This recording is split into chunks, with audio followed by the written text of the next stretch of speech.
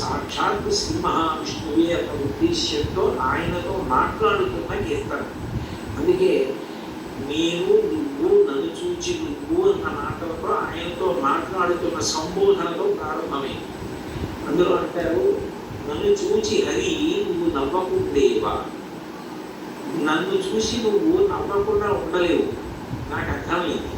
అయితే నవ్వడం అనేటటువంటి మాటలో పరిహాసం చేయడం ఒక ఎత్తు. అంటే నువ్వు చేసేది తప్పు, నువ్వు చేసేది సరైన పని కాదు, అయోగ్యమైనది, అనౌచిత్యమైనది అన్నప్పుడు పరిహాసాస్పదంగా ఆయన నవ్వడం వేరు. వెంకటేశ్వరుడి నవ్వు శుచిస్మిత. రామాయణంలో అంటారే తృణమంతరత కృత్వ ప్రత్యువాచ శుచిస్మిత అంటారు.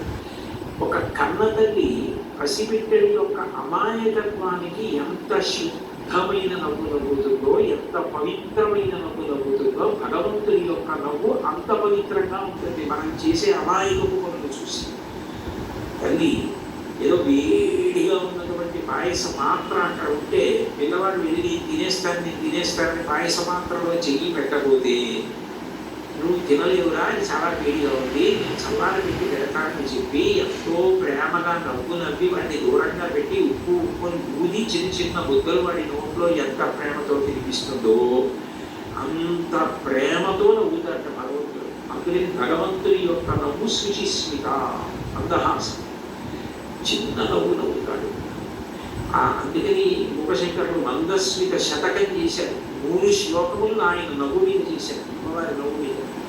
అటువంటి భగవంతుడు దేనికి నవ్వుతున్నాడు ప్రథమాచార్యుడు వారిని చూసి అంటే, ఆయన నేను ఈ మార్గం పట్టుకున్నాను కాబట్టి నేను ధరిస్తాను అని అనుకుంటున్న వాళ్ళని చూసి నవ్వుతాడు.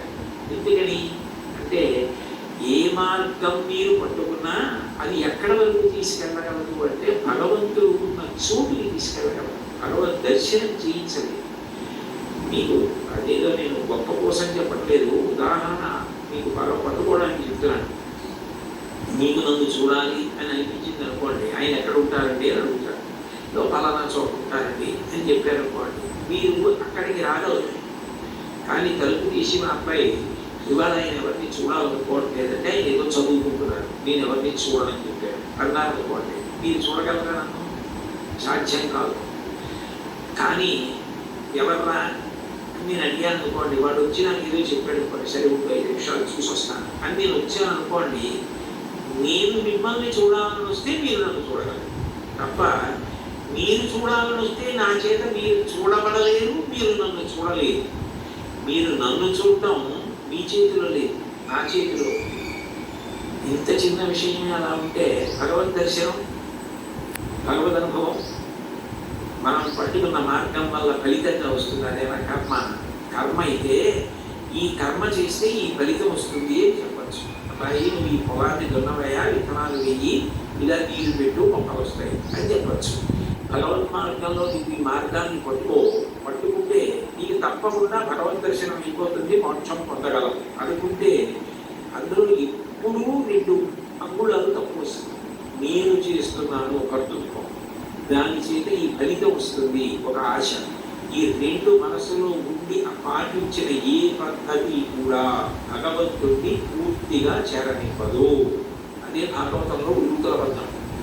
యశోద ఎంత ప్రయత్నించి కృష్ణుడి బొజ్జ కట్టేద్దామని గజ్జనని లోబిటం గల రజ్జు పరంపరల దేవంగా ఆ బొజ్జ తిరిగి రాదయ్యే జగజ్జాలములున్న బొజ్జ కట్టంతరమే ఇన్ని తాళ్ళు వచ్చి ముళ్ళేసి చుట్టూ తిప్పినా 2 అంగుళాలు తక్కువ వస్తూనే ఉంది. ఏమిటి 2 అంగుళాలే తక్కువ వస్తుంది? ఇన్ని తాళ్ళు ముళ్ళేసి పొట్ట చుట్టూ తిప్పినా పొట్టకి తక్కువ అవ్వకూడదు కదా, ఎన్ని తాళ్ళు కలిపి ముడేసినా 2 అంగుళాలే తక్కువ అన్న ఆలోచన ఆవిడికి రాలేదు. ఆవిడ మర్చిపోయింది. ఆవిడ ఇందులో నిమగ్నమైపోయిందంటే ఆయన కలదామనుకుంటాడు.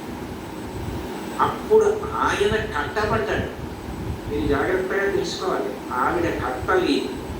అందుకే గొడవ చెమటలగా నొత్తరీయముజాల తిరుగుకున్న వీళ్ళు జారిదాల కట్టరాని తనను కట్టెదనని చింత కట్టుకున్న తల్లి కరుణ చూచి చిక్కడు సిరికౌటిలో చిక్కడు సనకాది యోగి చిత్తాబ్జములను చిక్కడు శృతిరతి కాబడి చిక్కెనతడు లీల తల్లి చేతను రోల. ఆయన వేదమంత్రాలకు దొరకడు, ఆయన లక్ష్మీదేవి కౌగిలికి దొరకడు, ఆయన సనక సనందానుల మనస్సులో ఎందుకు దొరకడు. కానీ ఆయన దొరికిపోయాడు. యశోద ఎందుకు దొరికిపోయాడు అంటే ఆమె